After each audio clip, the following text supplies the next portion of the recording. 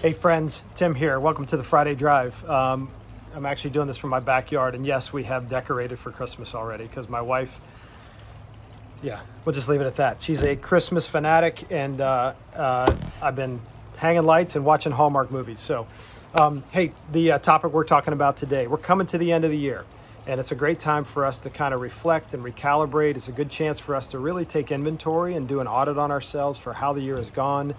And really just understand the kind of leaders that we've been this year and what we want to really focus on going into next year and what we want to change, okay? And so attached to this email at the bottom, you're going to find what we call the 4 helpful lists.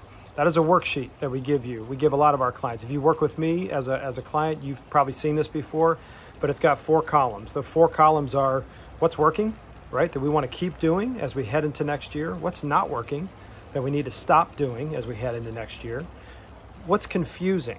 And this is a really important column because it talks about what are the things that I'm kind of faking my way through as a leader that I really need to get a greater acumen or competence around. And so we want to make sure we're capturing those. Only you're going to see this. This is for your benefit only. So no eyes are going on this. But it gives us a chance to be honest with ourselves. And then the 4th thing is what's missing. And that's kind of like, what do we need to add to our acumen? What are the things that we need to add to our leadership and the way that we do that? So you've got that list there.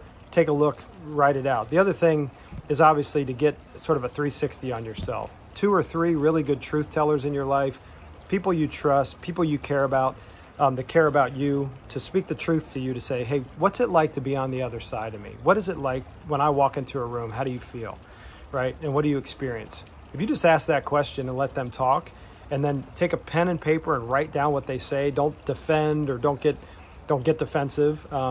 Just take it all in and then thank them for their feedback when it's all said and done. You'll have a pretty good picture, pretty good assessment of what's going on as you move forward into this year, okay? So that's the tool that I want you to look at. Secondly, we've done a lot of work this year on our website and on our portal and all kinds of stuff. I want you to take the time to dig around our website if you don't mind. So I'm going to put that in the email as well. We've made some changes. There's a lot of good information on there. You can see a whole list and host of coaches that are on our website that you may want to dig into or you may want to learn about. And then, pass that on to somebody. If you know somebody that needs coaching or you know somebody in your network that would benefit from some of the things that we're doing with you at 5 Capitals, please take the time to pass that on to them and let them explore that site as well, if you don't mind.